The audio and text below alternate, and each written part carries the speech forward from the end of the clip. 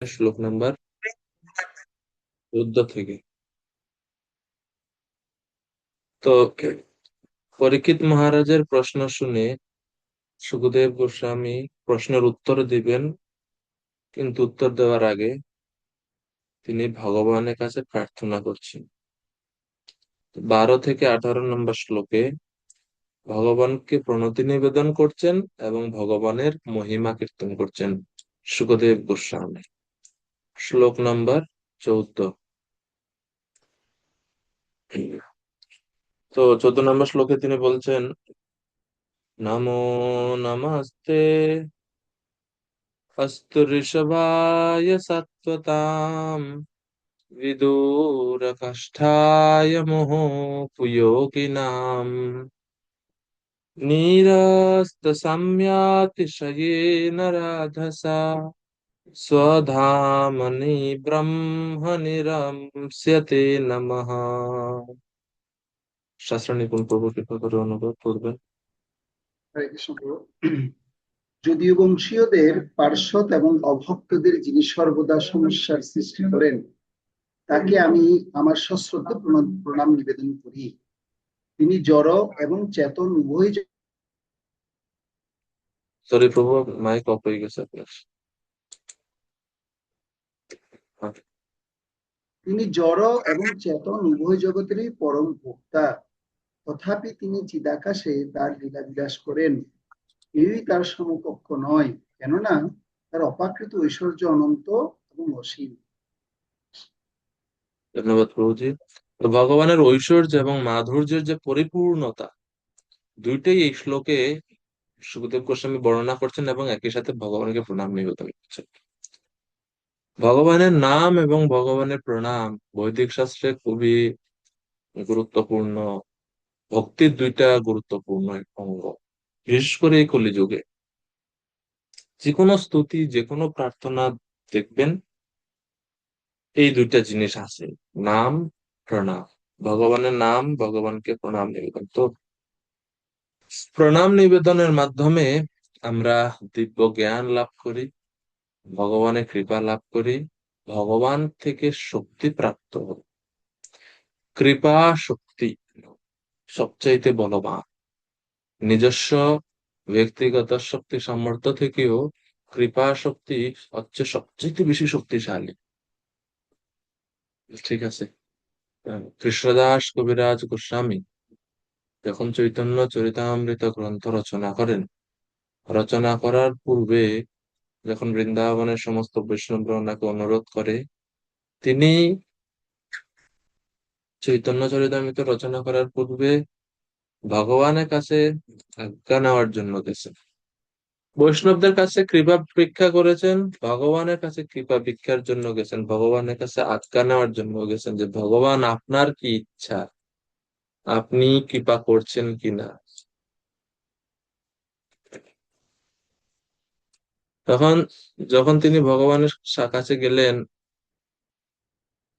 ভগবান মদন গোপাল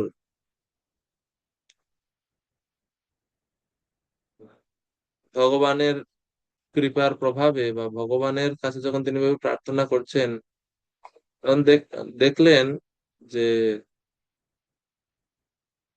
ভগবানের গলা থেকে মালা খুলে কৃষ্ণদাস কবিরাজ গোস্বামীর মস্তক উপরে পড়লো এবং এটাকে তিনি ভগবানের অনুমোদন বলে গ্রহণ করলেন। বৈষ্ণবেরও আজ্ঞা পাইয়া চিন্তিতয়ন্তরে মদন গোপালে গেলা আজ্ঞা মাগিবারে। তিনি আজ্ঞা প্রার্থনা করার জন্য গেছে মদন গোপালের মন্দিরে। চিন্তিত অন্তরে এই কারণে যে আমি বৃদ্ধ হয়ে গেছি, এখন আগের মতো সবকিছু মনে থাকে না, লেখার জন্য লিখবো যে হাত দিয়ে হাতটা কাঁপছে। বৃদ্ধ হয়ে গেলে অনেক সময় হয় না, হাত কাঁপে, চোখে ঠিক মতো দেখা যায় না, না দেখিয়ে নয়নে, না শুনিয়ে শ্রবণে, মনে কিছু স্মরণ না হয়, এগুলো উনি নিজ মুখে বলছেন যে আমার অযোগ্যতা অনেক, এত অযোগ্যতার মধ্যে এই বৈষ্ণবদের আদেশ আমি কিভাবে পালন করব।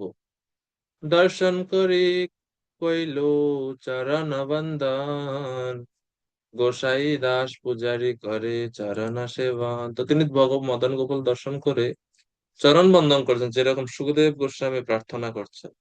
তিনি ভগবানের চরণ বন্দন করছেন, ভগবানের কাছে প্রার্থনা করছেন। আর ঠিক ওই সময় গোসাই দাস, হরিদাস পণ্ডিত, ওনাকে এখানে গোসাই দাস বলা হচ্ছে, এটা নামাচার্য হরিদাস না। তো উনি চরণ সেবন, ভগবানের সেবা করছেন সেই সময়ে মন্দিরের ভিতরে।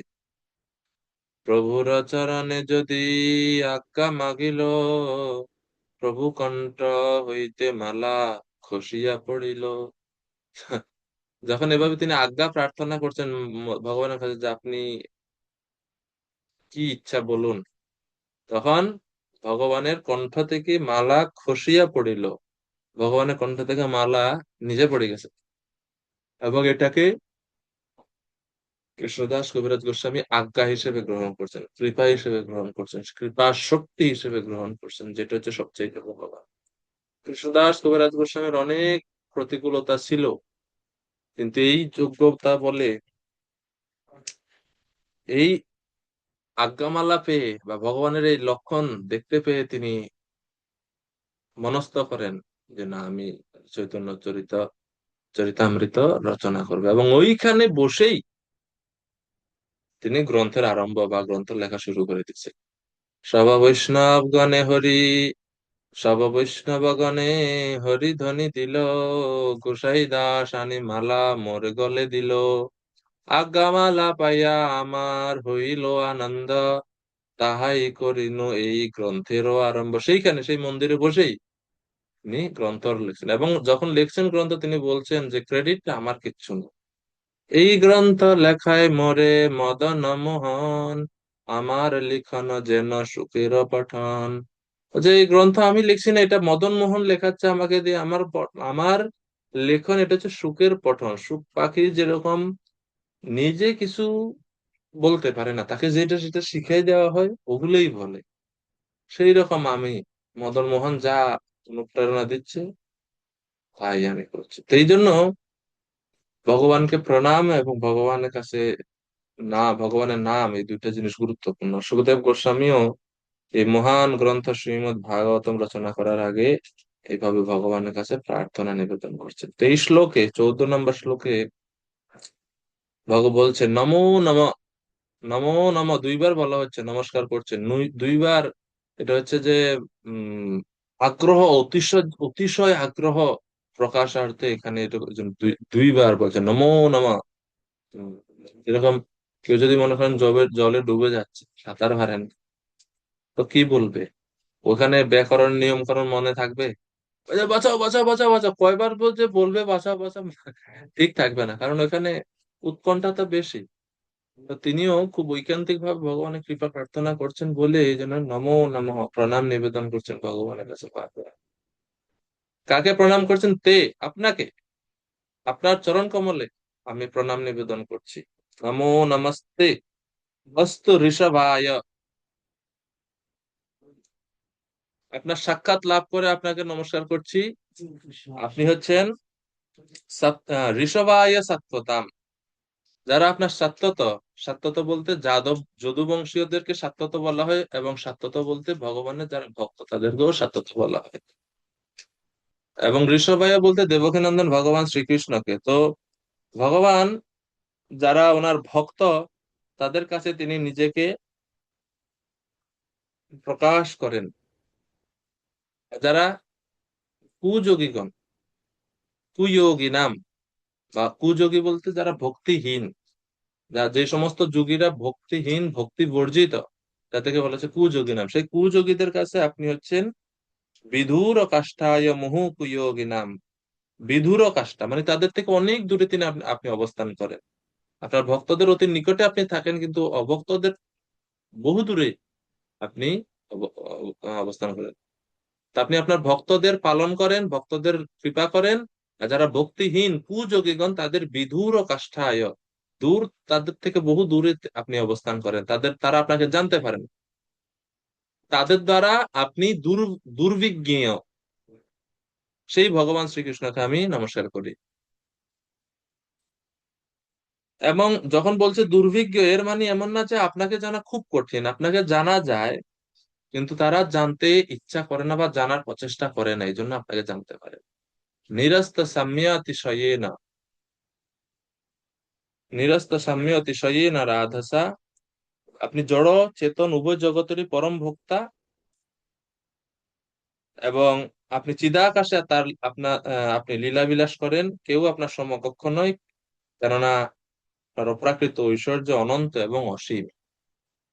আপনার অনন্ত অসীম ঐশ্বর্য মণ্ডিত আপনার ধাম, এবং সেখানে আপনি আপনার স্বীয় ধামে আপনার ভক্তদের সঙ্গে আপনি আনন্দ অনুভব করেন, ভক্তদের আপনি পালন করে থাকেন। যারা কৈবল্যবাদী কুযোগীগণ আছে তাদের কাছে আপনি দুর্গম, এবং আপনি অত্যন্ত শক্তি প্রভাবে মথুরা মণ্ডলে লীলাবিলাস করে আপনি ভক্তদেরকে প্রসন্নতা বিদার করে থাকেন। সেই ভগবানকে আমি প্রণাম নিবেদন। স্বধামনি ব্রহ্মণি রমস্যতে নমঃ। স্বধামনি মানে তা আপনি আপনি আপনার চিদাকাশে আপনার ধামে রমস্যতে উপভোগ করেন, আনন্দ উপভোগ করেন আপনার ভক্তদের সঙ্গে। তো শিল প্রভুপাদ বলছেন, ভগবান শ্রীকৃষ্ণের অপ্রাকৃত প্রকাশের দুইটি দিক আছে। তার শুদ্ধ ভক্তদের তিনি নিত্য সঙ্গী, এবং যারা ভগবানের প্রতি ঐকান্তিক নয় তাদের থেকে তিনি বহু দূরে অবস্থান করেন। আর যেহেতু স্বধামনি ভগবানের ধামের কথা আছে এই শ্লোকে, প্রভুপাদ চিদাকাশে তার যে ঐশ্বর্য, অসীম ঐশ্বর্য, অনন্ত ঐশ্বর্যের কথা এবং ধামের কথা তার বর্ণনা করে বলছেন যে ভগবানের ধাম এই জড় জগৎ থেকে ভিন্ন। ন তদ্ভাসয়তে সূর্যো ন শশাঙ্কো ন পাবক, ন তত্র সূর্য ভাতি ন চ চন্দ্র তারকম নেমা বিদ্যুৎ ভান্তি কুতো অয়ম অগ্নিঃ। শ্রুতি শাস্ত্র থেকে এবং ভগবত গীতা থেকে প্রবাদ ভগবত ধামের বৈশিষ্ট্য সম্বন্ধে প্রমাণ দিচ্ছে। আর নির্বিশেষ ব্রহ্মজ্যোতির প্রভাবে যাদের চোখ ঝলসে গেছে তারা সবিশেষ চিন্ময় তত্ত্বকে জানতে পারে না। তো কুযোগীদের সম্বন্ধে বলা হয়েছে যারা কৈবল্য বা নির্বিশেষ ব্রহ্ম প্রাপ্তির জন্য প্রচেষ্টা করে, তারা ভগবানের দাম, ভগবত ভক্তি এসব কিছু তারা বুঝতে পারে না। এবং ঈশোপনিষদে বলা হচ্ছে ভগবান যেন তার চোখ ঝলসানো জ্যোতি সংবরণ করেন, যাতে ভক্তরা তার প্রকৃত রূপ দর্শন করতে পারে। হিরণ্ময়েন পাত্রেণ সত্যস্যাপি হিতম মুখম তৎ ত্বাম পুরুষন্নপাবৃণু সত্য ধর্মায় দৃষ্টয়ে। তো এভাবে ভগবানের ধামের কথা এবং নির্বিশেষ জ্যোতির পার্থক্য এখানে প্রভাত ব্যাখ্যা করছেন। শ্লোক নাম্বার 15। 15 নম্বর শ্লোক গুরুত্বপূর্ণ শ্লোক, এটা আপনারা চাইলে মুখস্থ করতে পারেন।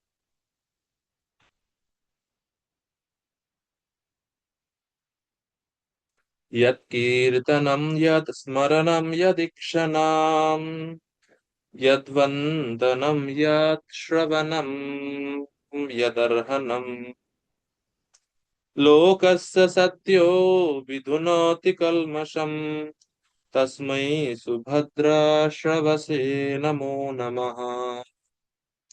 আমি সেই সর্বমঙ্গলময় ভগবান শ্রীকৃষ্ণকে আমার সশ্রদ্ধ প্রণাম নিবেদন করি, যার যশগাথা কীর্তন, স্মরণ, দর্শন, বন্দন, শ্রবণ এবং পূজনের ফলে সমস্ত পাপ রাশি অচিরেই ধৌত হয়। সেই পরমেশ্বর সর্বমঙ্গলময় ভগবানকে আমি প্রণাম করি।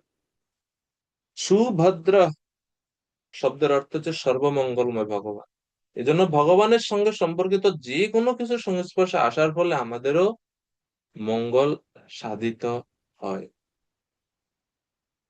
ভগবানের কীর্তন হোক, স্মরণ হোক, ভক্তি যে কোনো অঙ্গ হোক। তস্মৈ সুভদ্রা শ্রবসে নমো নমঃ। আমার সবগুলো শ্লোকের শেষে এই লাইন থাকবে, তস্মৈ সুভদ্রা শ্রবসে নমো নমঃ।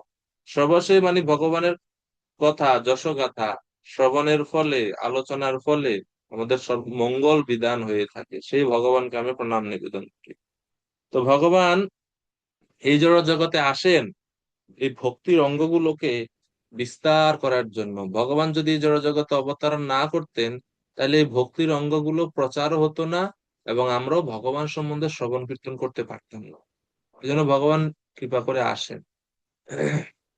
এবং আমরা তো বদ্ধ জীব, কৃষ্ণকে আমরা প্রাপ্ত হতে পারি না কলুষতার জন্য। এখন কলুষতা থেকে মুক্ত হওয়ার জন্য কি উপায়, সেই পদ্ধতিও ভগবান এই জন্য শ্রবণ কীর্তনের পন্থার মাধ্যমে সে কলুষতা থেকে মুক্ত হওয়ার পদ্ধতি দিয়ে গেছেন। ইয়াত কীর্তনম, যার কীর্তনের ফলে, যার কথা স্মরণের ফলে, যাকে দর্শন করার ফলে, যাকে বন্দন করার ফলে, যার কথা শ্রবণের ফলে, যাকে অর্চন করার ফলে আমরা সমস্ত পাপ থেকে মুক্ত হই।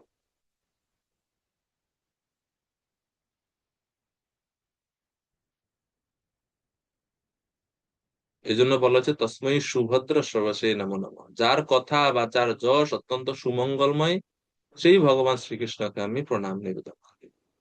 তো এইভাবে ভগবানের মহিমা বা ভগবানের মাধুর্যের কথা শ্লোকগুলোতে সুখদেব গোস্বামী বর্ণনা করছেন। তো শিল প্রভুপাদ তাৎপর্যে বলছেন যে সমস্ত পাপের ফল থেকে মুক্ত হওয়ার সাবলীল পন্থা এখানে সুখদেব গোস্বামী আমাদেরকে দেখিয়েছেন, যে কিভাবে আমরা পাপ থেকে, আমাদের পাপ পঙ্কিল জীবন থেকে নিজেদেরকে মুক্ত করতে পারি। ভক্তির অঙ্গের ভক্তির ভক্তিরসামৃত সিন্ধু গ্রন্থে রূপ গোস্বামী প্রথমেই ভক্তির লক্ষণের কথা বলছেন। কয়টা লক্ষণ আছে ভক্তির, শুদ্ধ ভক্তির? কারো জানা আছে? 6টা। সৌম্য প্রভু, 6টা কি কি? দেশাগ্নি, শুভদা, মোক্ষ লঘুপ্রীত, হুম। দুর্লভা, লাস্টেরটা হচ্ছে কৃষ্ণ কথা শুনবেন, আর একটা হচ্ছে কৃষ্ণ আকর্ষণী, কৃষ্ণাকর্ষণী। ক্লেশাগ্নি, শুভদা, মোক্ষ লঘুতাকৃত, সুদুর্লভা, লঘুপ্রীত, সান্দ্রানন্দ বিশেষাত্মা, সন্দানন্দা বিশেষ শ্রীকৃষ্ণ আত্মা। আকর্ষণী চ সা। এটা হচ্ছে মূল শ্লোক ভক্তির। তো প্রথমটাই কি আছে প্রভু এখানে? ক্লেশ, ক্লেশ অগ্নিটা হয়ে যায় প্রতিদিন। ক্লেশ ক্লেশাগ্নি, ক্লেশ রূপী যে অগ্নি সেটা ধ্বংস নষ্ট হয়ে হয়ে যায় যাবে, নষ্ট হয়ে যাবে। কিসের প্রভাবে? ভক্তির প্রভাব। ভক্তির প্রভাব। এই হচ্ছে ভক্তি ফল। তো এই জন্য ভগবানকে এখানে সর্বমঙ্গলময় বলে বর্ণনা করা হয়েছে, সমস্ত মঙ্গলের আধার। কারণ ভগবান মঙ্গলময়, ভগবানের ভক্তের আশ্রয় গ্রহণ করলে এভাবে সমস্ত ক্লেশ থেকে মুক্ত হওয়া যায়, মুক্ত হওয়া যাবে। সর্বমঙ্গল। তো ক্লেশাগ্নি, ক্লেশাগ্নি বলতে কি বোঝায় আসলে? কোন ক্লেশ নষ্ট হয় ভগবানের কথা শ্রবণ কীর্তনের ফলে বা ভক্তি অনুশীলনের ফলে? ক্লেশ ক্লেশ বলতে হচ্ছে, কি ত্রিতাপ ক্লেশ নষ্ট হয়? হ্যাঁ, কি মনে? ক্লেশ হচ্ছে তিনটে: অবিদ্যা, হ্যাঁ, অবিদ্যা করে অবিদ্যা, আচ্ছা, আচ্ছা, প্রারব্ধ, এই কর্ম যে আছে এটা। আর তিনটে আছে: অবিদ্যা, শ্রী চৈতন্য প্রভু।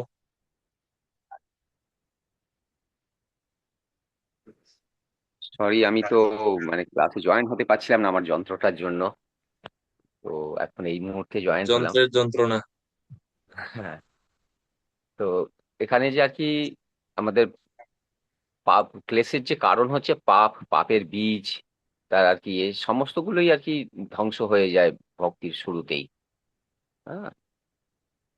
তো তার উদাহরণ ওখানে দেওয়া রয়েছে যে কিভাবে আর কি পণ্যগী মানে ইয়ে হয়ে আমাদের যে ত্রিতাপ জ্বালার যে উদাহরণ সবগুলোই ওখানে দেওয়া রয়েছে। পাপ, পাপের বীজ, তার আর কি প্রারব্ধ, অপারব্ধ, ফলনমুখ সব সমস্ত কিছুই ধ্বংস হয়ে যায়। আমরা জাস্ট ওই যেহেতু এই সুভদ্রা সর্বস্ব এখানে সবগুলা শ্লোকের মধ্যে আসে, এই জন্য আমরা একটু এটাতে সময় দিচ্ছি। যে ভক্তি অনুশীলনের ফলে প্রথমেই বলা হচ্ছে যে যেরকম ভক্তিলতা বীজের প্রথম দুইটা কুড়ি, মানে যে কোনো একটা বীজ আপনি রোপণ করলে দুইটা পাতা প্রথমে বের হয়। এই দুইটা পাতা হচ্ছে ক্লেশাগ্নি এবং শুভদা।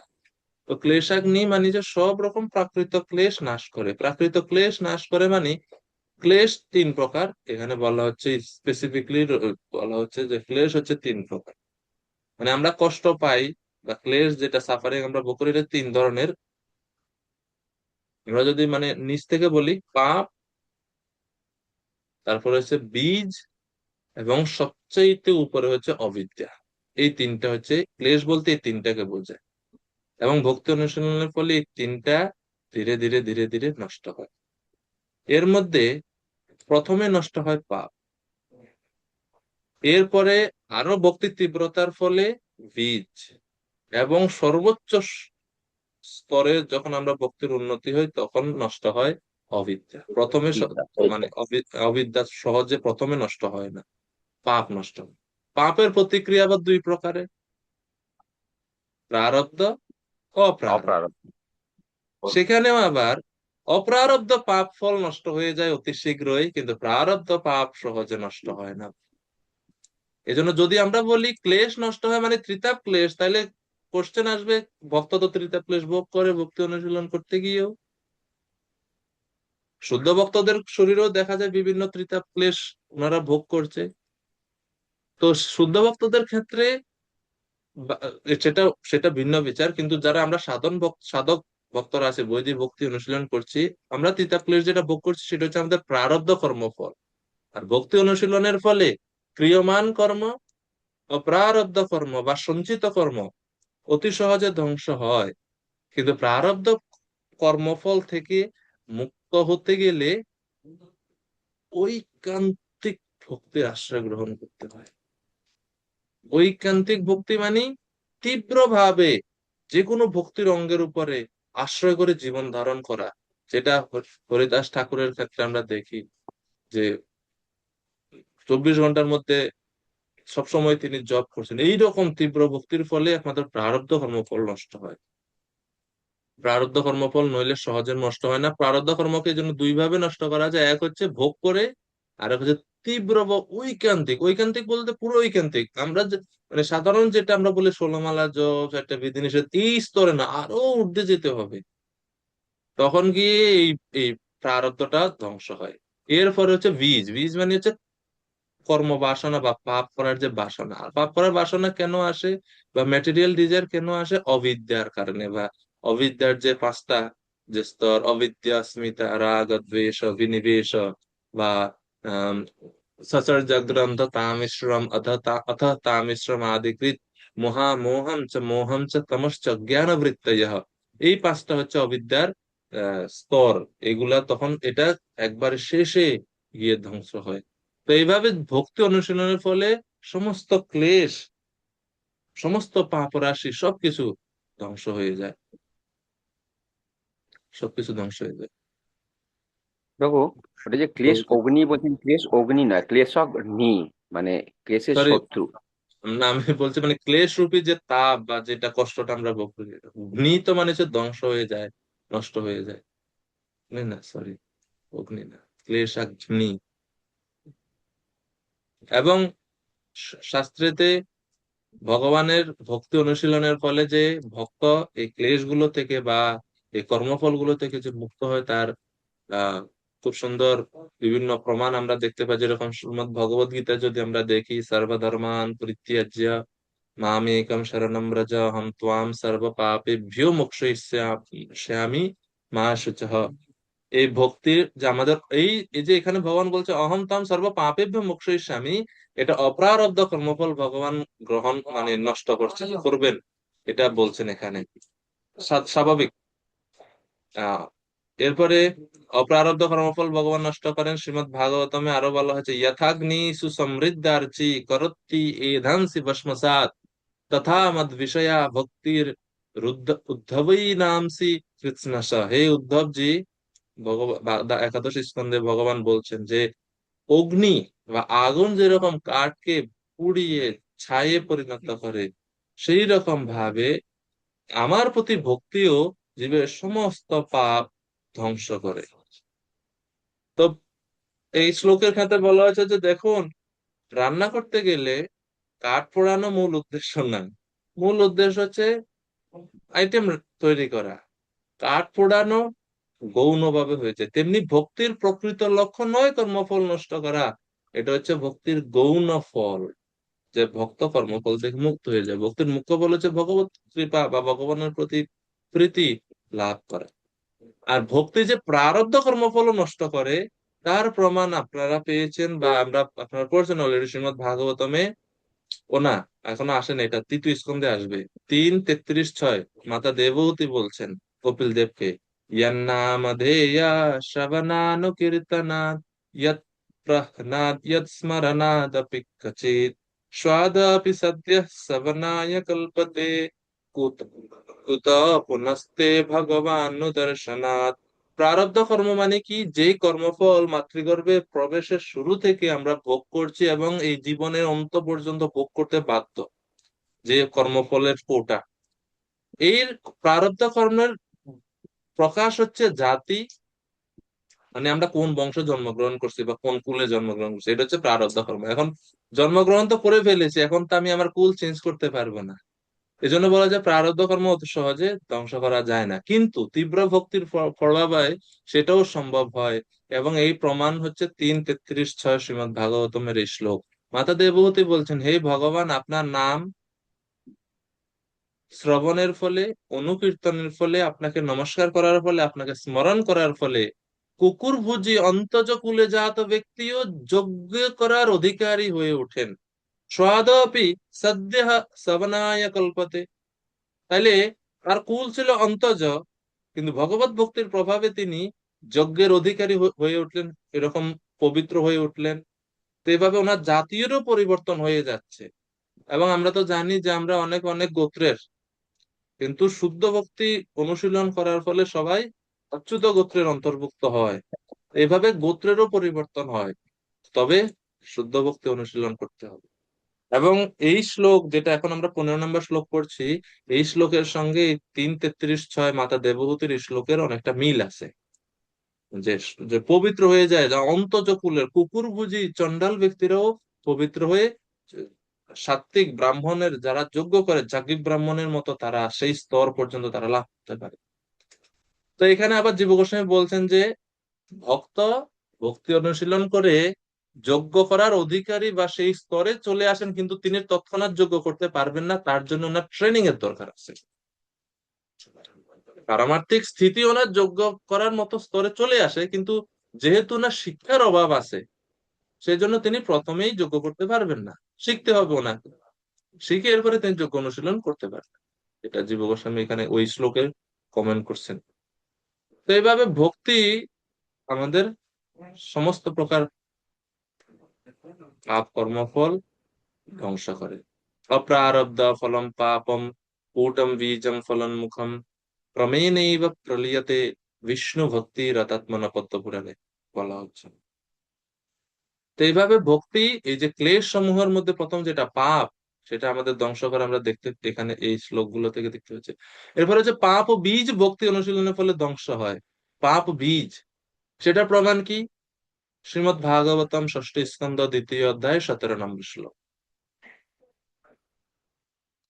তৈস্তান্যঘানি पूयन्ते तपोदानव्रतादिभिः न धर्मजं तद्हृदयं तदाप्यीशाङ्घ्रिसेवया তদপি ঈশ অঙ্ঘ্রি সেবয়া।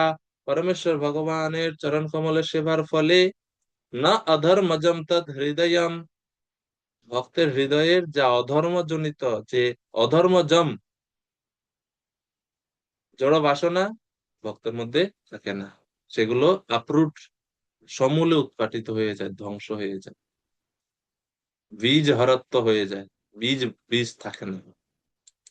আর ভক্তি অনুশীলনের ফলে সর্বোচ্চ যে ক্লেশের সর্বোচ্চ প্রকার, সমস্ত প্রকার ক্লেশের মূল যেটা অবিদ্যা, অবিদ্যা কাম কর্ম ভি, শ্রীমদ্ ভাগবতমে বলেছে অবিদ্যার কারণে কাম আসে, মানে জড় বাসনা আসে।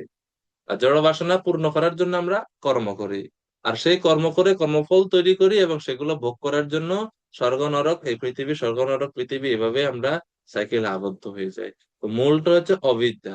এবং শ্রীমদ্ ভাগবতমে বলা হচ্ছে যে ভক্তি অনুশীলনের ফলে সেই অবিদ্যাও নষ্ট হয়। এমনকি গীতাতেও ভগবান কৃষ্ণ বলছেন যে ভক্তি অনুশীলনের ফলে ভগবান অবিদ্যাকে নষ্ট করে দেন।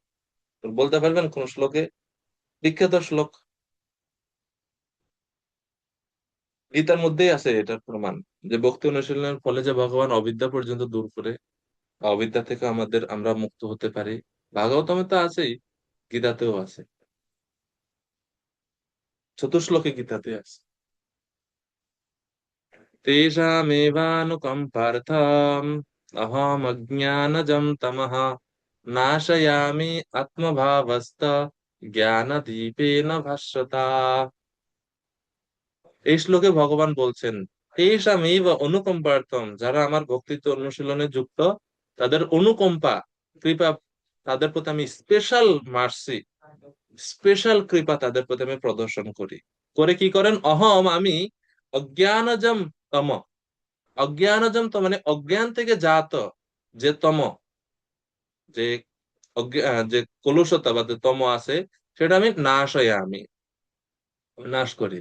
এবং আত্মভাব, আত্মভাবস্থ, তাদের হৃদয়ে আমি অবস্থান করে, অবস্থান করে কি করেন? জ্ঞান দীপেন ভাস্বতা, তাদের হৃদয়ে থেকে আমি তাদেরকে বিদ্যা প্রদান করি। তো বিদ্যা দান করে ভগবান অজ্ঞান জনিত যে অবিদ্যা, সেটা ভগবান দূর করেন। 10 অধ্যায়ে 11 নম্বর শ্লোকে আছে।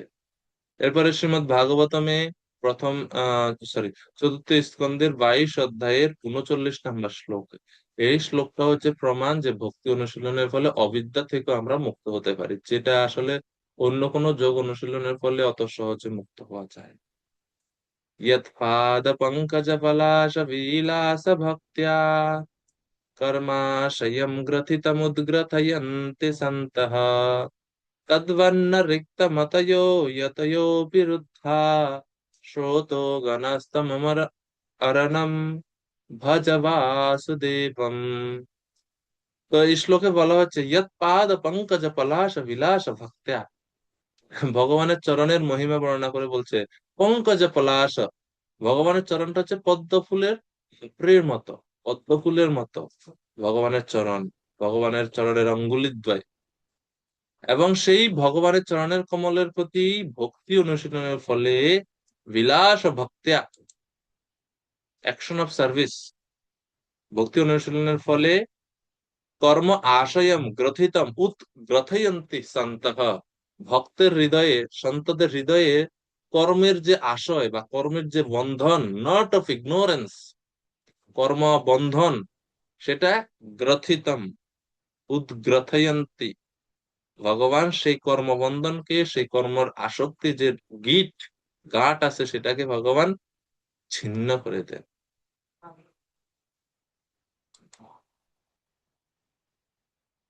তো এইভাবে ভক্তি অনুশীলনের ফলে আমাদের অবিদ্যা থেকেও আমরা মুক্ত হতে পারি। শৃণ্যতাম সকতা কৃষ্ণ পুণ্য শ্রবণ কীর্তন হৃদ্যন্তস্থ হিয়ভদ্রাণি বিধুনতি সুরিৎসতাম, এই শ্লোকেও এটা নির্দেশ করা হচ্ছে। এখন ভক্তি অবিদ্যা নাশ করে, কিন্তু ভক্তির কোন পর্যায়ে গিয়ে অবিদ্যা নাশ হয় জানেন? ভক্তি অবিদ্যা নাশ করে, কিন্তু এটা ভজন ক্রিয়াতে না, অনর্থ নিবৃত্তিও না, নিষ্ঠাতেও না, রুচিতেও না, আসক্তিও না, only at the stage of ভাব, ভাব স্তরে যখন একজন ভক্ত পৌঁছান, ওই স্তরে যাওয়ার পরে এই অবিদ্যাটা নাশ হয়।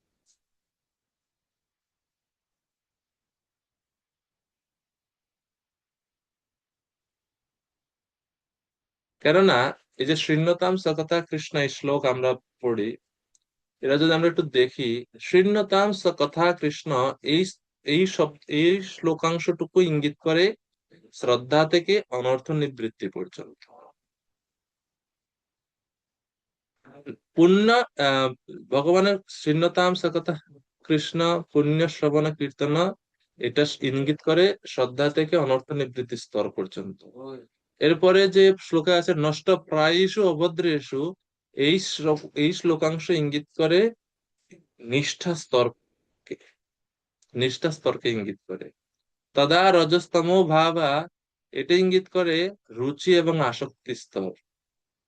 এবং এবং প্রসন্ন মনসা, এই শ্লোক ভাব স্তরকে ইঙ্গিত করে। এবং প্রসন্ন মনসা ভগবত ভক্তি যোগতা ভগবত তত্ত্ব বিজ্ঞান মুক্ত সংঘর্ষ যায়। তো এই স্তরে এসে গিয়ে ভিত্তিতে হৃদয় গ্রন্থি, এই যে হৃদয় গ্রন্থি, এই হৃদয় গ্রন্থি মানে হচ্ছে অবিদ্যা, অবিদ্যা বন্ধন। দ্যাট দ্য স্টেজ, এই ভাব স্তরে এসে যে আমাদের অজ্ঞানের যে বন্ধনী হৃদয়ের মধ্যে, এটা ছিন্ন হয় এবং একজন ভগবানকে দর্শন করতে পারে। এবং পদ্ম পুরাণেও আরেকটা শ্লোকে বলা হচ্ছে, বলা হচ্ছে কৃতানুয়াত্রা বিদ্যাভি হরি ভক্তিরনুত্তমা অবিদ্যাম নির্দহত্যাশু তাবজ্জালেব পন্নগীম।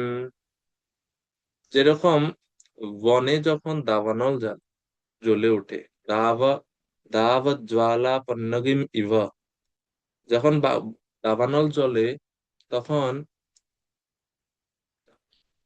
যে সাপ আছে, পন্নগীম মানে যে সাপ, সাপ উড়ে ছাই হয়ে যায়, সাপ পালাইতে পারে না।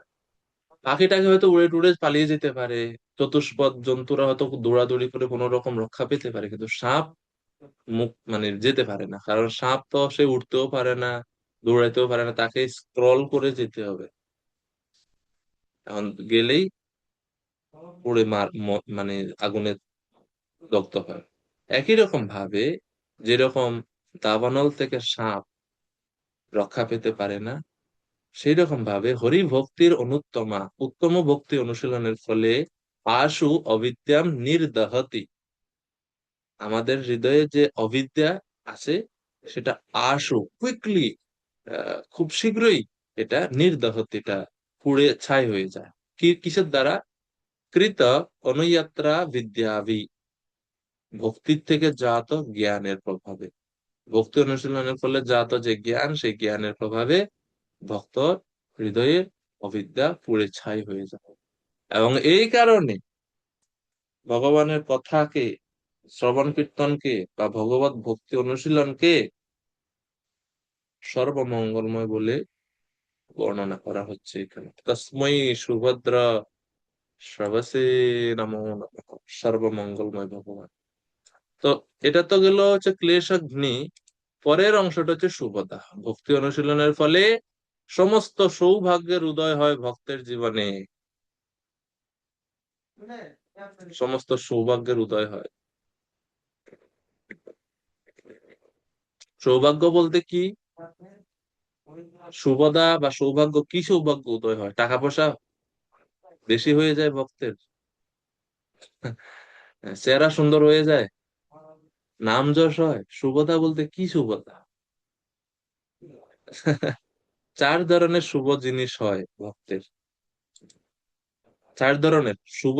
শুভদা, শুভ বলতে চার ধরনের শুভ হতে পারে: জগৎ প্রেরণম, সর্বজগত অনুরক্ত, সদ্গুণ ষড়গুণানি প্রদত্তম এবং সুখ প্রদত্ত। এটা ভক্তি রসামৃত সিন্ধুর বিষয়, আমরা তো ভাগবতম পড়তে গেলে মাঝে মাঝে আসে, এই জন্য আলোচনা করা। জগৎ প্রেরণম মানে অ্যাফেকশন ফর অল জীবাস, মানে সমস্ত জীবের প্রতি ওনার একটা আসক্তি জাগে, সমস্ত জীবকে ভালোবাসা বোধ ওনার মধ্যে আসে। এবং পরেরটা হচ্ছে সর্ব জগত অনুরক্তা, সমস্ত জগতের সমস্ত প্রাণীর কাছে তিনি প্রিয় হয়ে ওঠেন। এটা হচ্ছে শুভর দ্বিতীয় টাইপ। খালি মানুষের কাছে প্রিয় না, সুরা সুর যেন প্রিয় প্রিয় করো, স্বর্গস্বামীদের অষ্টকমে আমরা পড়ি। সুর অসুর সকলের কাছে তারা প্রিয়, যেরকম নারদ মুনি ধ্রুবের কাছেও প্রিয়, কংসের কাছেও প্রিয়, কৃষ্ণের কাছেও ভালো, কংসের কাছেও ভালো, সবাই ওনাকে মান্যতা করে। এটা হচ্ছে জগৎ, সর্ব জগতে অনুরক্ত, সমস্ত জগতে সবাই ওনার প্রতি অনুরক্ত বা আসক্ত হয়ে যায়। এটা হচ্ছে সুবদা। এরপরে সদ্গুণাদি প্রদত্তম, সদ্গুণাদি প্রদত্তম এটা হচ্ছে তৃতীয়, যে ভক্তি অনুশীলনের বলে ভক্ত ধীরে ধীরে ধীরে ধীরে সমস্ত সদ্গুণাবলী তার মধ্যে আসা শুরু করে। আর চতুর্থ হচ্ছে সুখ প্রদত্ত। সুখ প্রদত্ত মানে হচ্ছে ভক্ত সুখ পায়। সুখ তিন ধরনের: বৈষয়িকম, ব্রহ্মম এবং ঐশ্বর্যম। বৈষয়িক সুখ যেটা জড়জাগতিক সুখ, ব্রহ্ম সুখ, এবং ভগবত সেবা অনুশীলনের থেকে প্রাপ্ত ঐশ্বর্য বা কৃষ্ণ সেবার থেকে জাত সুখ।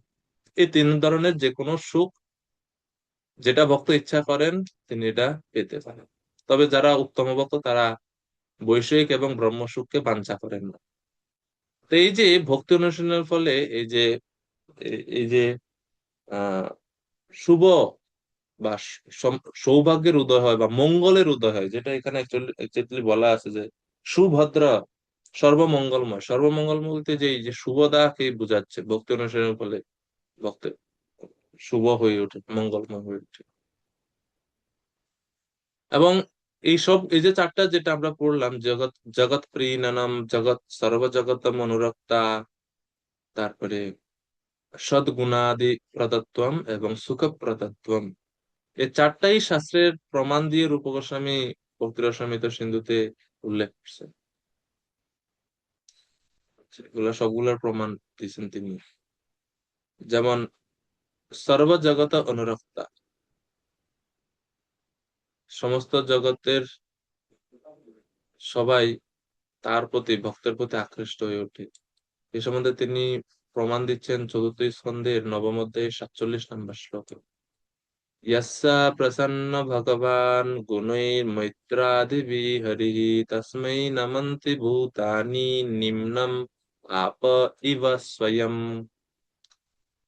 যেরকম ভাবে নিম্ন মাপ ইভ স্বয়ং, উপর থেকে জল স্বাভাবিকভাবে নিম্নের দিকে ধাবিত হয়, একই রকম ভাবে সমস্ত জীব ভূতানি নমন্তি, ন্যাচারালি সাধারণভাবেই মানে আপনা থেকেই তারা প্রণাম নিবেদন করে, সম্মান করে কাকে? তসময়ী, সেই ব্যক্তিকে যিনি প্রসন্ন ভগবান হরিহি, ভগবানকে সন্তুষ্টি বিধান করেছেন, ভগবানকে প্রসন্ন করেছেন কিসের দ্বারা? গুণই মৈত্রা দেবী, তার ভক্তিমূলক গুণের দ্বারা এবং সমস্ত জীবের প্রতি তার ফ্রেন্ডলি বিহেভিয়ারের দ্বারা, বন্ধুসুলভ আচরণের দ্বারা। তো এটা হচ্ছে সর্বজগতম অনুরক্ত। চতুর্থ স্কন্ধ ভাগবতমের নবম অধ্যায়ে 47 নম্বর শ্লোকে এটা বলা হচ্ছে। এরপরে জগত প্রিয়নম, জগত অনুরক্তের আরেকটা দৃষ্টান্ত তিনি দিচ্ছেন পদ্মপুরাণ থেকে।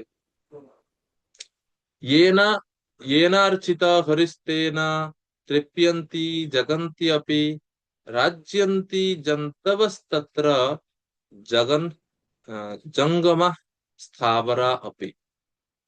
অর্থাৎ येन हरि अर्चितः, যিনি পরমেশ্বর ভগবানের সেবা করেন তিনি তৃপ্যন্তি জগন্তি অপি, তিনি সমস্ত জগতের সমস্ত প্রাণীকে সন্তুষ্ট বা খুশি করেছেন ভগবানের সেবা করার ফলে।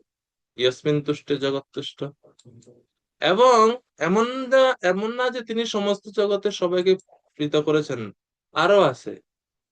তিনি যে ভগবানকে সন্তুষ্ট করছেন, হরি অর্চিত, ভগবানের পূজা করছেন, অর্চন করছেন, এর ফলে জন্তবহ তত্র, all the inhabitant of the world, মানে জগতের সমস্ত প্রাণীরা, জঙ্গম স্থাবরা, স্থাবর হোক জঙ্গম হোক, সমস্ত প্রাণীরা তেন রাজ্যন্তি, সেই ভক্তের প্রতি অনুরক্ত হয়ে ওঠে, সেই ভক্তের প্রতি কৃষ্ট হয়ে ওঠে।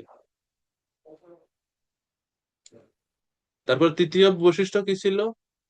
সদ্গুণাদি প্রদত্তম, ভক্তি অনুশীলনের ফলে সমস্ত দিব্য গুণগুলো ভক্তের মধ্যে প্রকাশিত হয়। এবং এটা তো বিখ্যাত শ্লোক আছে, ইয়াস্তি ভক্তির ভগবত কিঞ্চনা। শাস্ত্র নিপুণ প্রভু বলুন কৃপা করে শ্লোকটা, শাস্ত্র নিপুণ প্রভু। মাইক, হ্যাঁ ঠিক আছে। যশস্বী ভক্তি ভগবতী অকিঞ্চনা সর্বেস্তৎ সমাজ সতে সুরা পরাগ ভক্তস্থ কুতন ভোগুণা মনোরত্ন সতী ধাবত। এই যশস্তি ভক্তির ভগবতী কিঞ্চনা, ভগবানের প্রতি ভক্তি অনুশীলন যিনি করেন, সর্বই গুণেই তত্র, সমস্ত দৈবী গুণাবলী তার মধ্যে ধীরে ধীরে প্রকাশিত হয়। সমাসতে সুরাহা, সদ্গুণাদি প্রদত্তম, এটার প্রমাণ হচ্ছে এই শ্লোক ভাগবতমের। এবং সুখ প্রদত্তম, ভক্ত সমস্ত প্রকার সুখ লাভ করে থাকেন ভক্তি অনুশীলনের ফলে। সমস্ত প্রকার সুখ তিন প্রকার: বৈষয়িকম, ব্রহ্মম এবং ঐশ্বরিয়ম।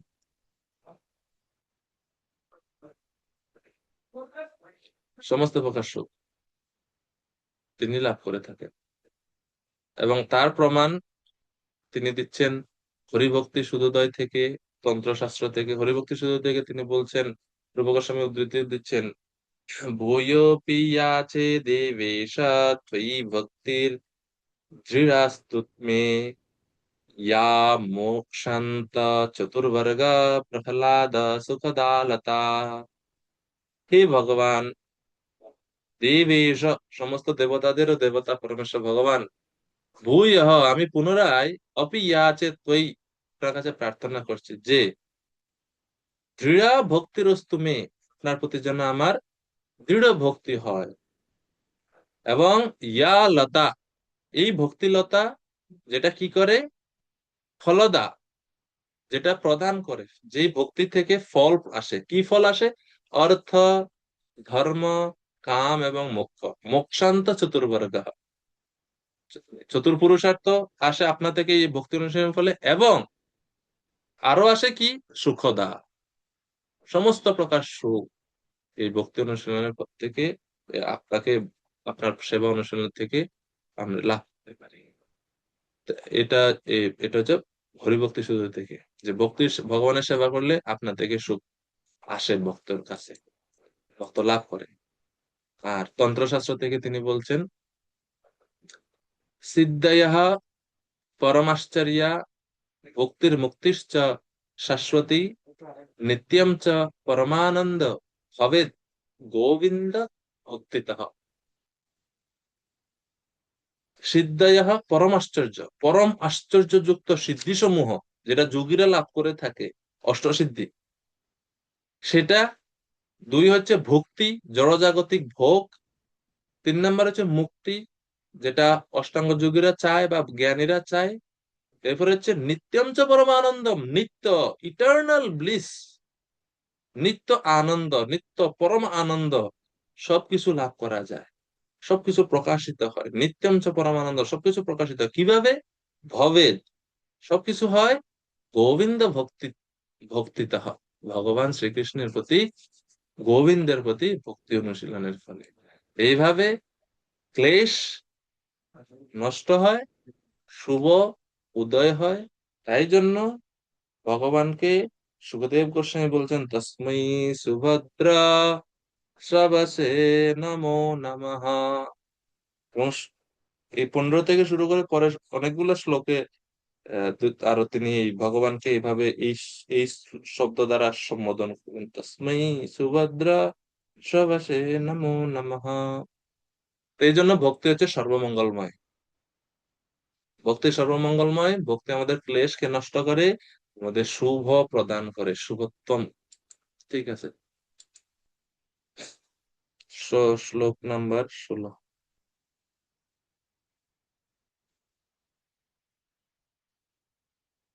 16 নম্বর শ্লোক। বিচক্ষণায়চ্চরণোপসাদনাৎ সঙ্গম व्युधस्योभयतान्तरात्मनः विन्दन्ति हि ब्रह्मगतिं गतक्लमा तस्मै सुभद्रा শ্রবসে নমো নমঃ। এই শ্লোকেও একই আছে। সৌম্য কৃষ্ণ প্রভু কৃপা করে অনুবাদ করবেন। হরে কৃষ্ণ, দণ্ডবত প্রণাম প্রভু। আমি সর্বমঙ্গল ভগবান শ্রীকৃষ্ণকে বারংবার আমার প্রণতি নিবেদন করি।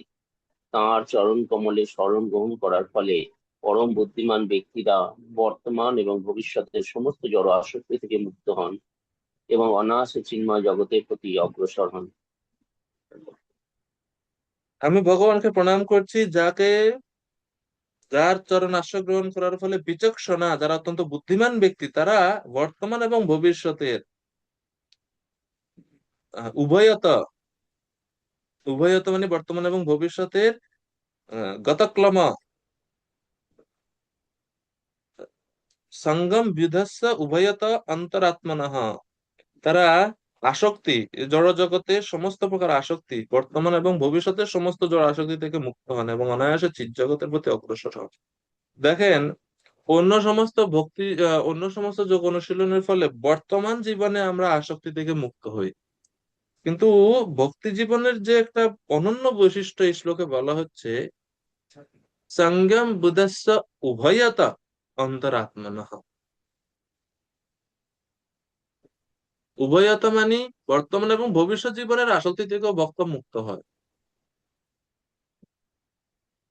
আসক্তি নিরসন হয়ে যায়, ক্লেশ শূন্য হয়ে যায় ভক্ত। তো এই শ্লোকের দ্বারা সুখদেব গোস্বামী বলছেন, যাদের পাপ বিনষ্ট হয়ে গেছে সেই রকম জ্ঞানীরাও ভগবানের ভজনা করে। সেই জ্ঞানীদেরকে এখানে বিচক্ষণা শব্দ দ্বারা উল্লেখ করা হয়েছে। বিচক্ষণা ইয়ৎ চরণ উপসাধনা। বিচক্ষণ ব্যক্তিরাও ভগবানের চরণ সেবা করে, চরণ সেবা যুক্ত হয়, তাহলে আর সাধারণ মানুষের কি কথা। উম, উভয়ত মানে যে ইহলোকের এবং পরলোকের সমস্ত প্রকার আসক্তি, অন্তরাত্মনঃ সঙ্গম মনের আসক্তি, বিউধস্য তারা দূরে নিক্ষেপ করে থাকে, গতক্লমা ক্লেশ শূন্য হয়ে তারা ব্রহ্মভাব প্রাপ্ত হয়, এবং ভক্তি যোগের দ্বারা এভাবে তারা সর্বোচ্চ সিদ্ধি প্রাপ্ত হতে পারে। আর যারা ভক্তি যোগের দ্বারা ভগবানের ভজনা করেন না, তারা কেবল ব্যর্থ শ্রম মাত্র, শ্রমই তারা লাভ করে থাকে। এজন্য ব্রহ্মাজি শ্রীমদ ভাগবতম দশম স্কন্ধে 14 ওনার স্তুতিতে বলছেন, শ্রেয়া স্মৃতিম ভক্তি মুদস্যতে বিভু ক্লেশ্যন্তে গিয়ে ক্লেশালয়েব শিষ্যতে। শ্লোকে তিনি বলছেন। তো তো শিল প্রভুপাদ বলছেন, বুদ্ধিমান মানুষেরা ভগবানের এই অন্তিম উপদেশটি অত্যন্ত গুরুত্ব সহকারে গ্রহণ করেন, যেটা গীতার ভগবান অন্তিম উপদেশ দিয়েছেন, সর্বধর্মান পরিত্যাজ্য, এই অন্তিম উপদেশ। যারা বুদ্ধিমান তারা এটা ঐকান্তিক গুরুত্ব সহকারে তারা গ্রহণ করেন। ভগবত গীতার চরম পরিণতি এই ভগবত উপলব্ধিতে, এবং এই উপলব্ধির স্তর প্রাপ্ত হলে স্বাভাবিকভাবে স্বতঃস্ফূর্ত ভক্তিতে অনুপ্রাণিত হয়ে ভগবানের প্রেমময় সেবায় ভক্ত যুক্ত হন। সর্বদাই এই ভগবত ভক্তির ভিত্তি হচ্ছে ভগবত প্রেম, এবং তা কর্ম, জ্ঞান, ধ্যান যোগের দ্বারা ধারা থেকে বা পদ্ধতি থেকে ভিন্ন।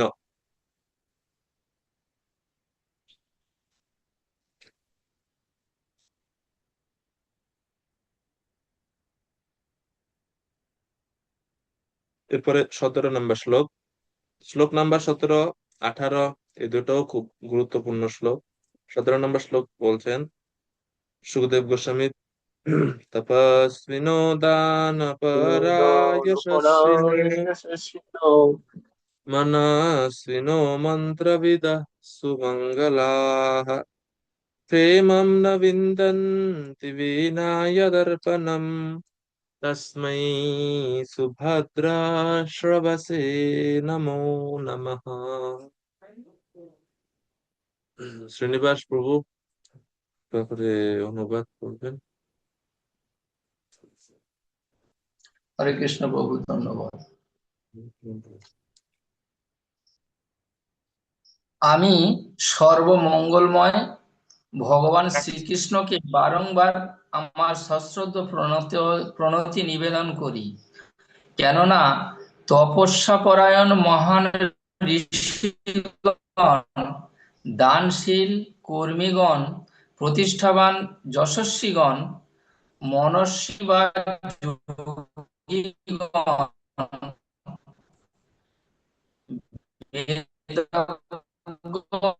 মন্ত্র উচ্চারণকারী সমস্ত মহান মঙ্গল লাভ করতে সমর্থ হন না।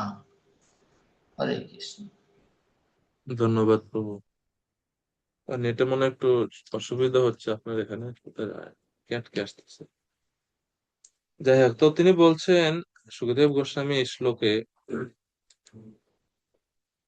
যে আমি ভগবানের উদ্দেশ্যে প্রণাম নিবেদন করি, কেননা তপস্বীদের দ্বারা, মহান ঋষিদের দ্বারা, দানশীলদের দ্বারা, যশস্বীগণের দ্বারা, মনস্বীগণের দ্বারা, যোগীগণের দ্বারা, বেদজ্ঞগণের দ্বারা, সদাচারী কেউই সেই সমস্ত মহান গুণের দ্বারা ভগবানের সেবা না করে পরম মঙ্গল লাভ করতে সমর্থ হন। এই সকলেরই ভক্তির স্পর্শ বা ভগবানের আশ্রয়ের দরকার হয়। এছাড়া ভক্তি ছাড়া বা ভগবানের সঙ্গ ছাড়া, ভগবানের কৃপা ছাড়া কেউই তাদের সাধনায় সিদ্ধি লাভ করতে পারে, মঙ্গল লাভ করতে সমর্থ হয়।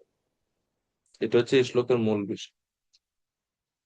ভক্তি ব্যতিরেকে মহাত্মাগণের সমস্ত সাধনই নিষ্ফল এবং নিন্দা করছেন সুখদেব গোস্বামী এই শ্লোকে। তপস্বী না মানে হচ্ছে যারা তপস্যা পরায়ণ জ্ঞানীগণ। তো তপস্বী না বলতে জ্ঞানীদেরকে বোঝানো হচ্ছে, দানশীল বলতে কর্মীদেরকে বোঝানো হচ্ছে, যশস্বী না মানে হচ্ছে যারা অশ্বমেধ যজ্ঞ আদির করে থাকেন, তো এটাও কর্মী। মনস্বী না হচ্ছে যারা মননশীল অর্থাৎ যোগীগণ। মন্ত্রবিদঃ যারা মন্ত্রবিদ, মানে বেদ শাস্ত্রের সমস্ত মন্ত্র জ্ঞাতা বা মন্ত্র উচ্চারণ অত্যন্ত কুশল যারা, তারা তো তারাও জ্ঞানী। সুমঙ্গলা যারা সদাচার পরায়ণ ব্যক্তিগণ, ব্রাহ্মণ, সাত্ত্বিক ব্রাহ্মণগণ, এই সকলেরই মঙ্গল লাভ হয়ে থাকে। ক্ষেমম ন বিন্দন্তি বিনায় দর্পণম, বিনায় দর্পণম যার কৃপা ছাড়া বা যারকে ফল অর্পণ ছাড়া, যার আনুগত্য ছাড়া এসব কিছু বিফল হয়ে যায়।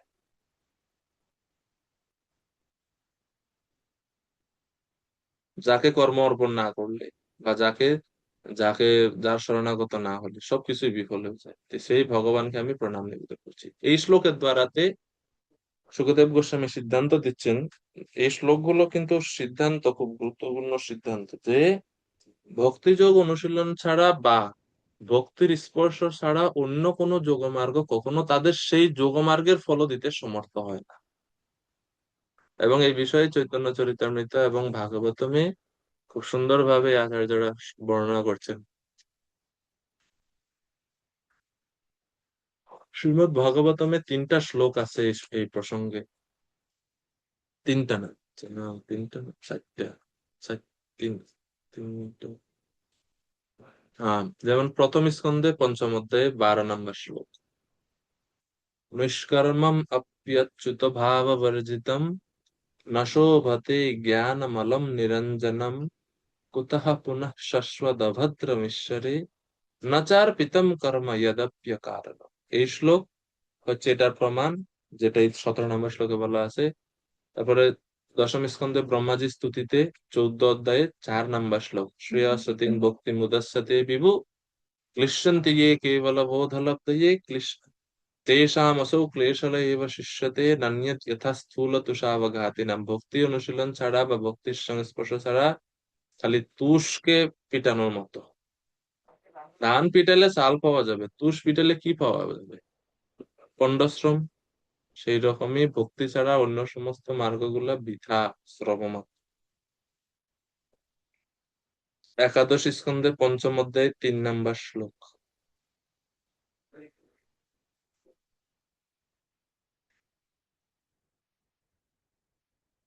আরো ভাগবতমের শ্লোকগুলো আছে যেখানে সেম জিনিস বর্ণনা করা হচ্ছে।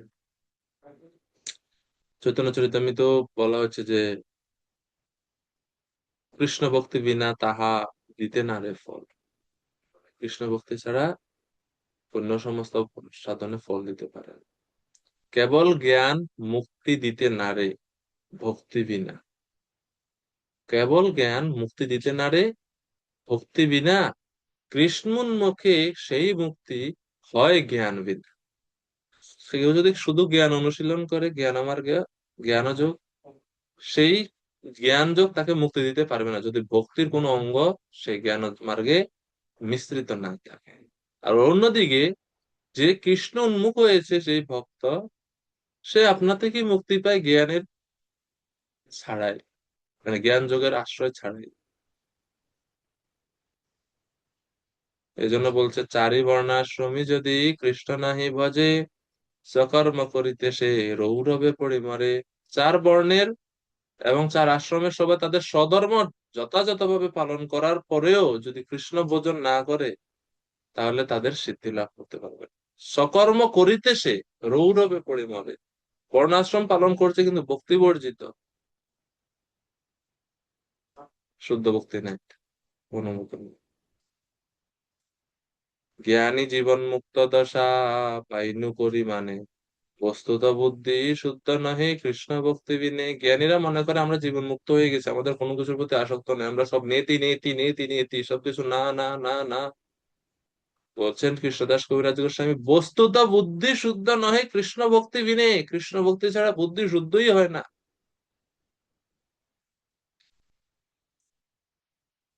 এভাবে ভক্তির মহিমা বর্ণনা করছেন এই শ্লোক। শ্লোক নাম্বার 18, শ্লোক নাম্বার 18।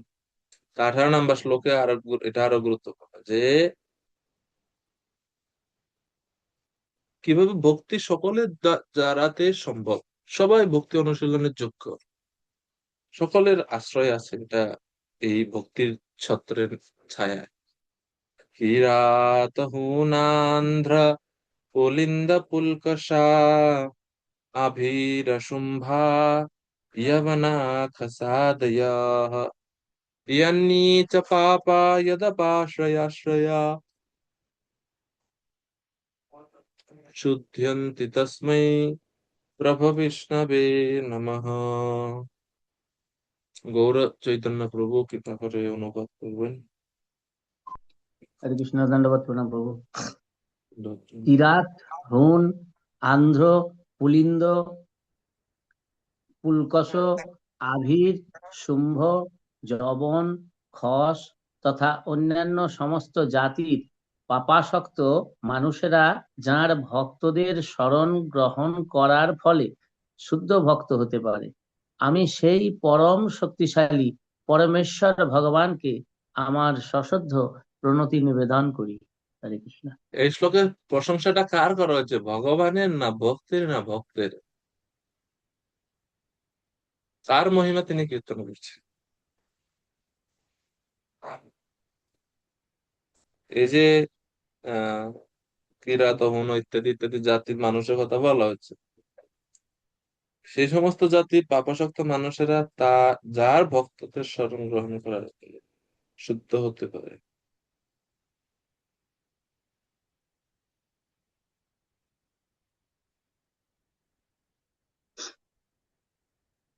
ভগবানকেই বলছেন প্রভু।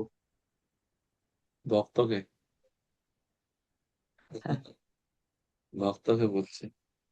ইয়ান্নিয়ে চ পাপা ইয়দ অপাশ্রয়া আশ্রয়া। হুম।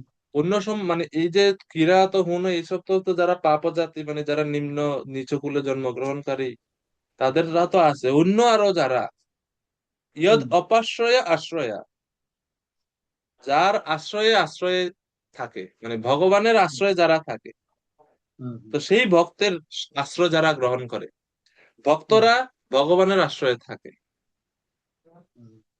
সেই ভক্তদের আশ্রয় গ্রহণ করে, এই জন্য বলছে অপাশ্রয় আশ্রয়া।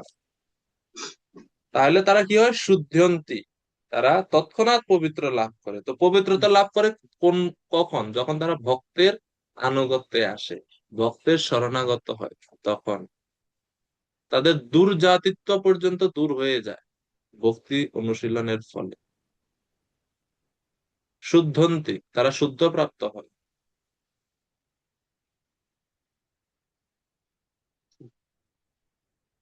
এবং এটাই এই শ্লোকটাই যে তারা তাদের দুর্জাতিত্ব নাশ হয়, অর্থাৎ আমরা বলি না যে ভক্তকে তার পূর্বের বংশের, তার জাতির পরিচয় বা তার জাতির উপর ভিত্তি করে ভক্তকে বিচার করা উচিত না। এই শ্লোকটা আরেকটা প্রমাণ, যে প্রমাণ যেখানে আমরা দেখি যে ভক্তি অনুশীলনের ফলে প্রারব্ধ কর্মফলও ধ্বংস হয়। বিশ্বনাথ চক্রবর্তী ঠাকুর বলছেন যে দুর্জাতিত্ব নাশ বুঝায়, অন্যথা দুর্জাতিত্বের নাশ না হলে শুদ্ধই হতো না। আবার দুর্জাতিত্ব নাশ হয় প্রারব্ধ পাপেরও নাশ হয়েছে বুঝতে হবে।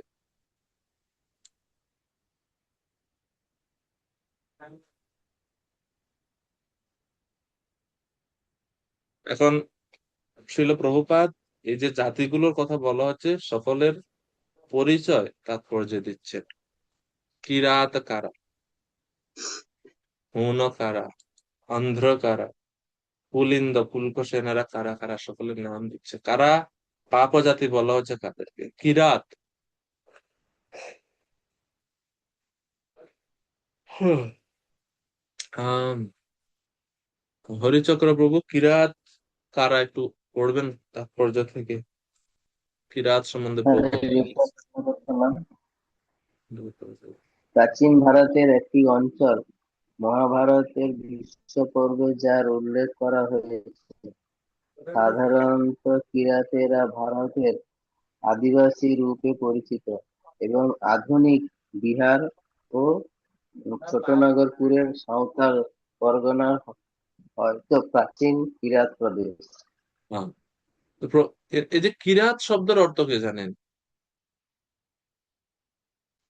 কিরা অর্থাৎ হচ্ছে শুকর। শুকর আদিকে হত্যা করে বা বধ করে শুকর মাংস খায় তারা, এই জন্য তাদেরকে বলা হয় কিরাত। কির অর্থাৎ হচ্ছে শুকর আদি, শুকর।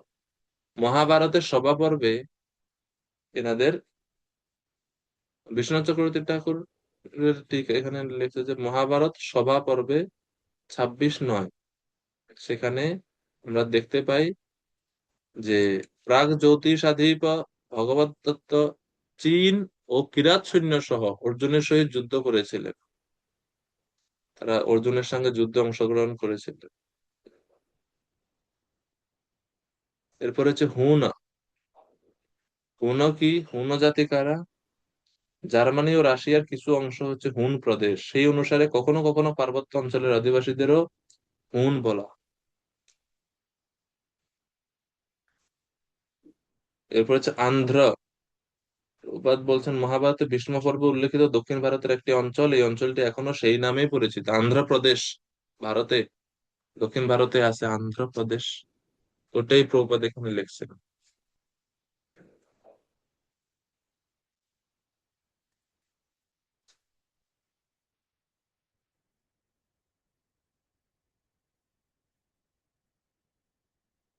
আহ গৌড়ীয় ভাষ্যে আছে যে, সেখানে বলা হচ্ছে আন্ধ্র কারা, কারাবর স্ত্রী গর্ভে এবং বৈদেহ পুরুষের ঔরসজাত অন্তজ জাতি বিশেষকে আন্ধ্র বলা হয়।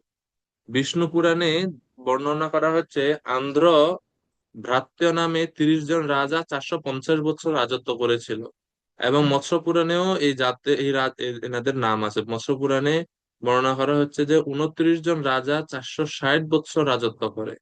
আন্ধ্র রাজাগণ মূলত বৌদ্ধ ছিলেন, বৌদ্ধ ধর্মাবলম্বী ছিলেন আন্ধ্র। এরপর হচ্ছে পুলিন্দ।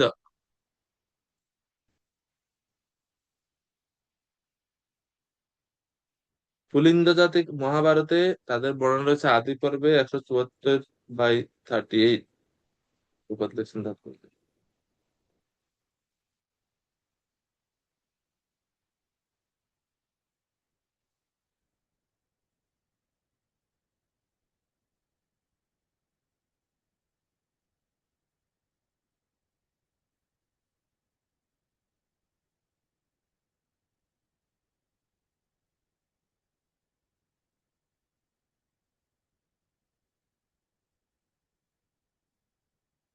ভারতবর্ষে আদিম অসভ্য জাতিবিশেষকে পুলিন্দ বলা হয়।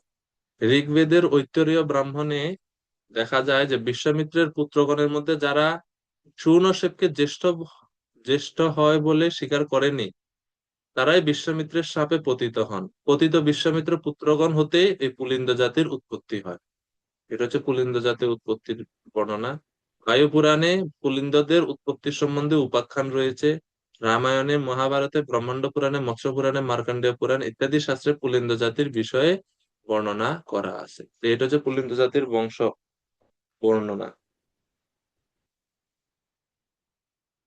এবং প্রভুপাদ তাৎপর্যে সহদেব ভীষ্ম সেন এই দেশটি জয় করেন বলে বর্ণনা করছেন। গ্রিকদেরকে পুলিন্দ বলা হয়। প্রভুপাদ লিখছেন গ্রিকদের পুলিন্দ বলা হয়।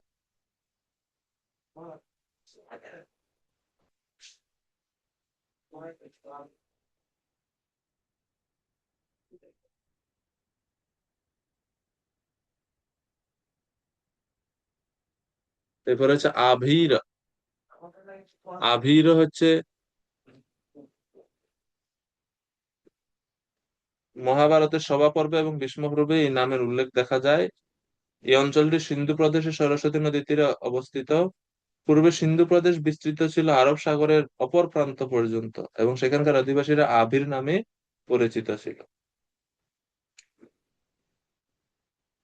মহারাজ যুধিষ্ঠিরের তারা মহারাজ যুধিষ্ঠিরের অধীনে ছিল এবং মার্কণ্ডেয় পুরাণে বর্ণনা করা হয়েছে এই অঞ্চলের ম্লেচ্ছরা ভারতবর্ষের উপর আধিপত্য করবে। পরবর্তীকালে পুরাণে সেই বাণী সত্য বলে প্রমাণিত হয়েছিল, ঠিক যেমন পুলিন্দদের সম্বন্ধে বলা হয়েছিল। পুলিন্দ জাতির আলেকজান্ডার ভারতবর্ষ জয় করেছিল এবং আভিরদের পক্ষে মোহাম্মদ ঘোরই ভারতবর্ষ জয় করেছিল। পূর্বে আভিরেরাও ব্রাহ্মণ সংস্কৃতির ক্ষত্রিয় জাতি ছিল, কিন্তু তারা সেই যোগাযোগ বিচ্ছিন্ন করে। সেই সমস্ত ক্ষত্রিয়রা পরশুরামের ভয়ে ভীত হয়ে ককেসাস প্রদেশের পার্বত্য অঞ্চলে আত্মগোপন করেছিল। পরবর্তীকালে তারা আভির নামে পরিচিত হয় এবং যে অঞ্চলে তারা বসবাস করত সেই অঞ্চলকে আভির দেশ নামে বলা হয়ে থাকে। এটা হচ্ছে আভির। গড়ীয় ভাষায় বলা হচ্ছে উম, তারা এক ধরনের ম্লেচ্ছ জাতি। কোন কোন মতে তারা হচ্ছে গোয়ালা। আর আভির শব্দের অপভ্রংশ হচ্ছে আহির। তো এই হচ্ছে আভির। এরপর হচ্ছে শুম্ভ। শুম্ভ কারা? শুম্ভ বা কঙ্ক ভারতের কঙ্ক নামক প্রদেশের অধিবাসী এবং তারা যবন জাতি বিশেষ, সাঁওতাল শ্রেণীর অন্তর্গত। এরপর হচ্ছে যবন। যবন যবন কারা? মহারাজ যযাতির পুত্র হচ্ছে তুর্বসু। তুর্বসুর বংশধর, তারা যবন নামে পরিচিত। তুর্বসুকে বর্তমান তুরস্কের আধিপত্য প্রদান করা হয়েছিল, তাই তুর্বসুর বংশধর তুরস্কের অধিবাসীরা হচ্ছে যবন। যবনেরাও তাই ছিল ক্ষত্রিয় এবং পরবর্তীকালে ব্রাহ্মণ্য সংস্কৃতি পরিত্যাগ করার ফলে তারা ম্লেচ্ছ যবনে পরিণত হয়। মহাভারতে পাণ্ডবদের অন্যতম সহদেব এই দেশটি জয় করে। কুরুক্ষেত্রের যুদ্ধের সময় কর্ণের চাপে পশ্চিমের যবনেরা দুর্যোধনের পক্ষ অবলম্বন করেছিল। এদের ভবিষ্যৎবাণী করা আছে যবনেরাও ভারতবর্ষ জয় করে তার উপর আধিপত্য করবে এবং পরবর্তীকালে তা সত্য বলে প্রমাণিত হয়েছিল। এর সম্বন্ধে আর বেশি কিছু বলা যাবে না। যবন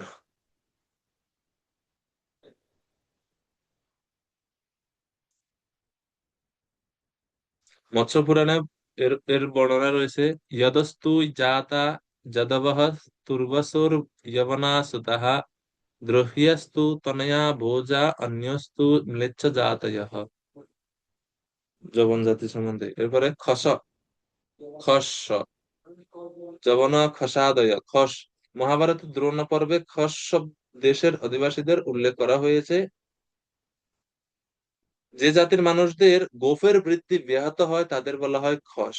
মঙ্গোলীয়, চীন এবং অন্যান্য সমস্ত মানুষের আকৃতি সেই রকম, তাই তাদের বলা হয় খস। তো খস বলতে চীন, মঙ্গোলীয় এই শ্রেণীর মানুষেরা।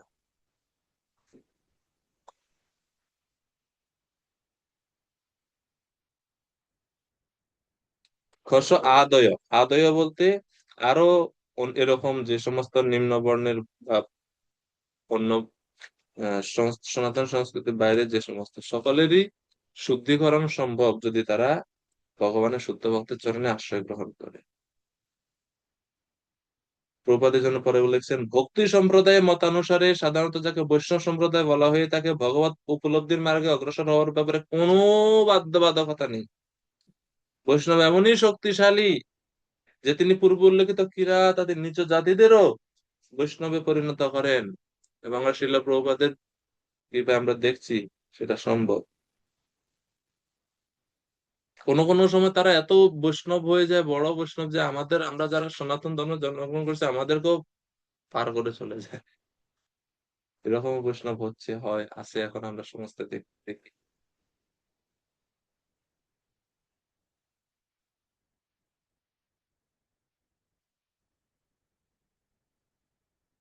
তো শুদ্ধ বৈষ্ণবের সঙ্গের প্রভাব সম্বন্ধে প্রভুপাদ পরে আরো বিস্তারিত ব্যাখ্যা করছেন।